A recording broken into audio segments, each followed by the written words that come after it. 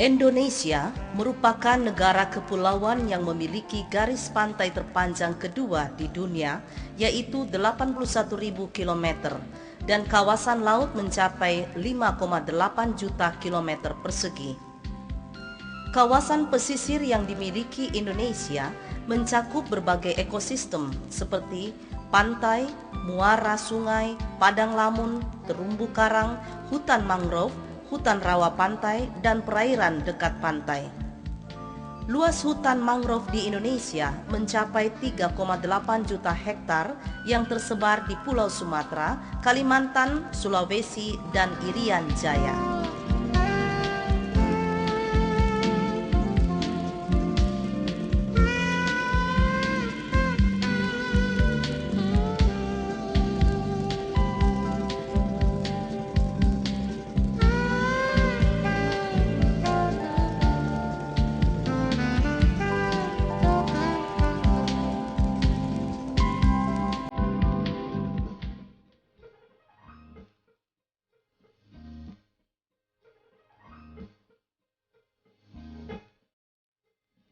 Sekitar 20% tambak yang ada di Indonesia berasal dari hutan mangrove, digunakan untuk budidaya tambak.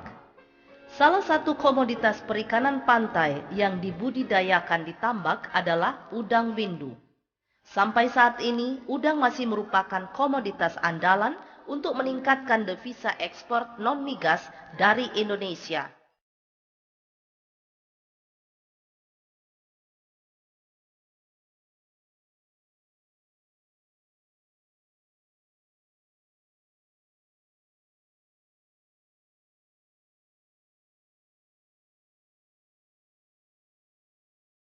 Dalam perdagangan internasional, udang merupakan komoditas yang mempunyai nilai ekonomis tinggi dibanding komoditas lain yang dibudidayakan di tambak, sehingga keberhasilan teknologi budidaya udang secara intensif yang memberikan keuntungan tinggi merangsang petambak untuk beralih dari teknologi sederhana atau dari budidaya bandeng menjadi budidaya udang dengan tingkat teknologi intensif dan semi-intensif.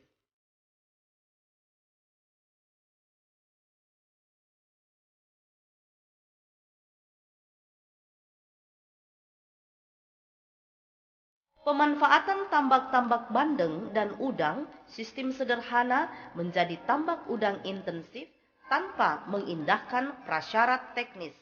Misalnya, sistem irigasi pemasukan dan pembuangan, luas hamparan maksimal, dan perencanaan desain, tata letak, dan konstruksi tambak yang menyeluruh, sehingga limbah budidaya udang intensif tidak dapat dikendalikan secara baik yang pada akhirnya meningkatkan akumulasi bahan organik yang mengarah pada kemunduran kualitas lingkungan budidaya tambak.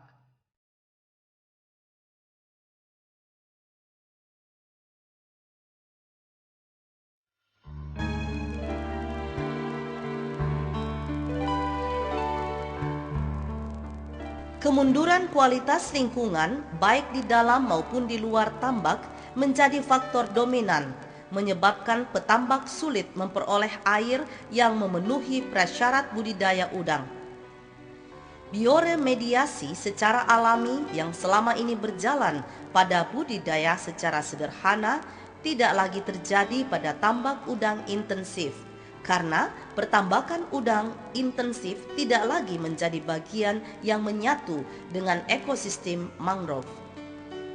Penghilangan komponen biologi yang menjadi penyangga ekosistem mangrove seperti vegetasi mangrove, kerang, dan tiram diduga menurunkan kemampuan lahan tambak berproduksi secara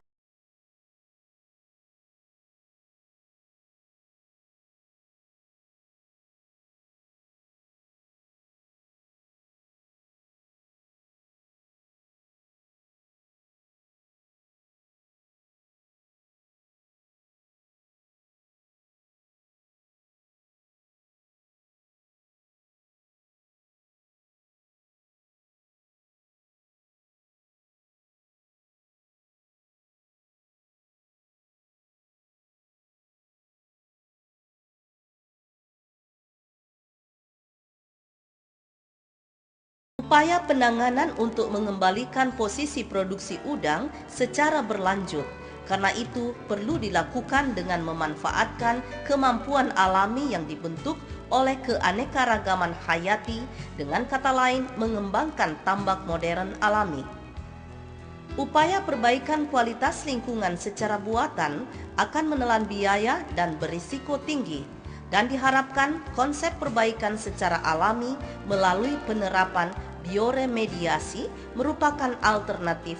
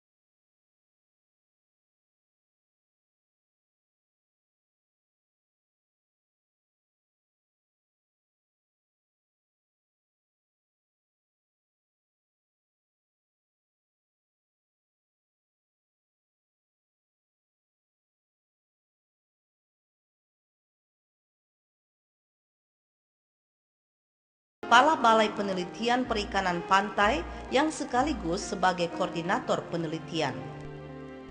Dalam perdagangan hasil laut internasional dewasa ini, atau sampai saat ini, udang masih merupakan komoditas yang paling utama, diminati oleh banyak negara dengan harga yang cukup tinggi. Dan Indonesia merupakan salah satu negara pengekspor udang utama di dunia.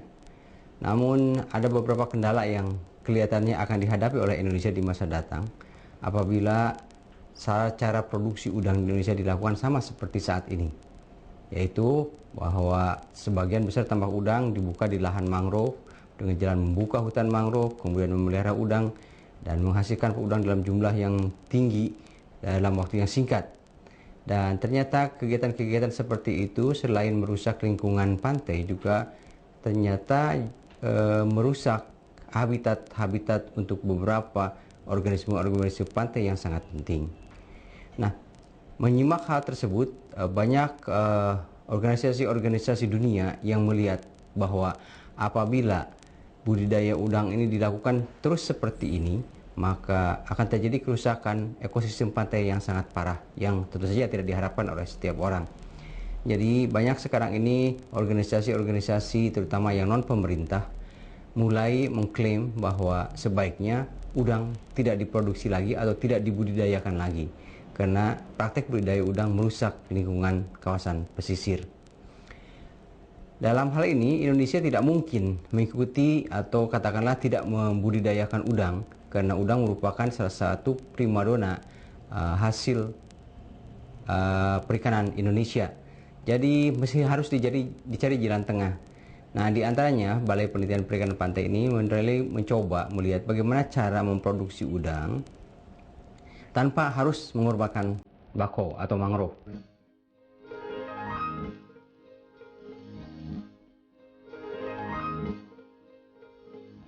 Dalam budidaya udang yang memanfaatkan kawasan mangrove sebagai bioremediator, digunakan sistem tandon untuk air yang akan diperlukan bagi keperluan budidaya udang. Rasio optimal hamparan mangrove sebagai tandon dan hamparan tambak sekitar 25% dari total hamparan tambak.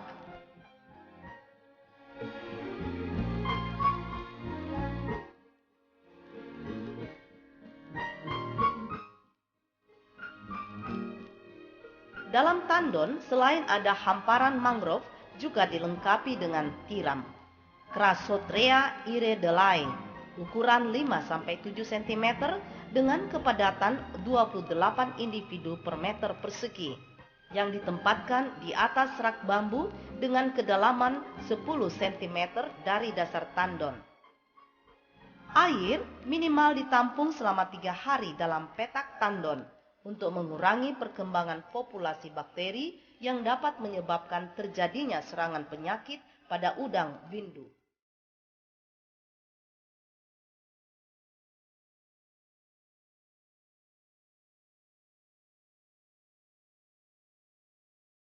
Air yang telah ditampung selama minimal 3 hari dalam petak tandon cenderung meningkat kualitasnya sebagai hasil dari kawasan mangrove sebagai bioremediator. Konsentrasi nitrat dan fosfat dalam air cenderung stabil, sedangkan konsentrasi bahan organik terlarut maupun besi cenderung menurun dalam air dan masih berada dalam kisaran yang layak untuk usaha budidaya udang.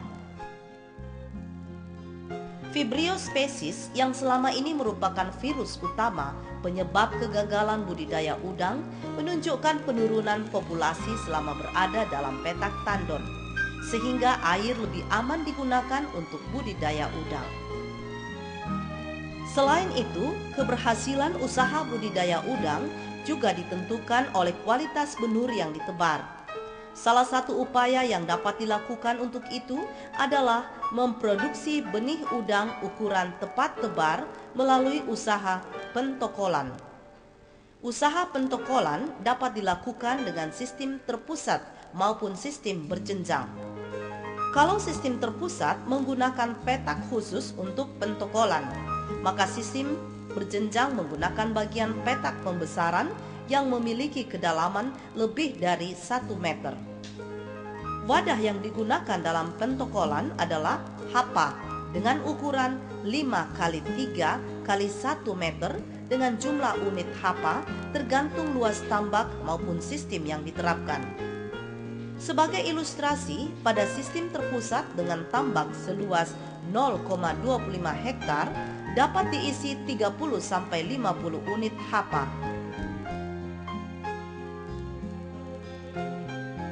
Bagaimana pelaksanaan pentokolan udang windu? Mari kita dengarkan penjelasan Bapak Insinyur Markus Mangampa, peneliti pada Balai Penelitian Perikanan Pantai.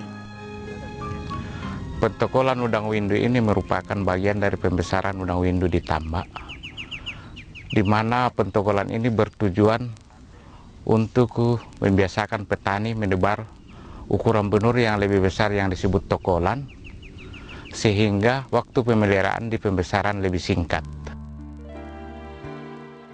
Setelah dipelihara selama 45 hari dapat dihasilkan tokolan dengan sintasan 60-90%.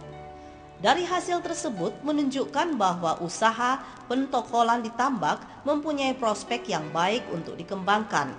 Selain itu, waktu pemeliharaan yang relatif singkat sehingga dapat dilakukan beberapa siklus dalam kurun waktu tertentu, dan berarti perputaran modal lebih cepat dan lebih sering. Keuntungan lainnya adalah tokolan yang dihasilkan apabila ditebar di tambak pembesaran hanya membutuhkan waktu yang relatif lebih singkat, yaitu sekitar 2-2,5 bulan, sehingga ada peluang untuk terhindar dari serangan penyakit yang biasanya menyerang pada saat pemeliharaan berumur 2 bulan di tambak pembesaran.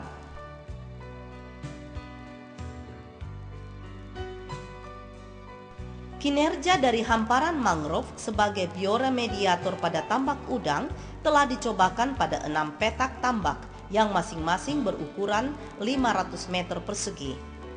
Setiap petak tambak ditebari tokolan dengan padat penebaran 10.000 ekor per petak atau 20 ekor per meter persegi. Kawasan mangrove sebagai bioremediator ternyata dapat digunakan dalam upaya mempertahankan produktivitas tambak, dan akhirnya setelah dipelihara selama 3 bulan dapat dilakukan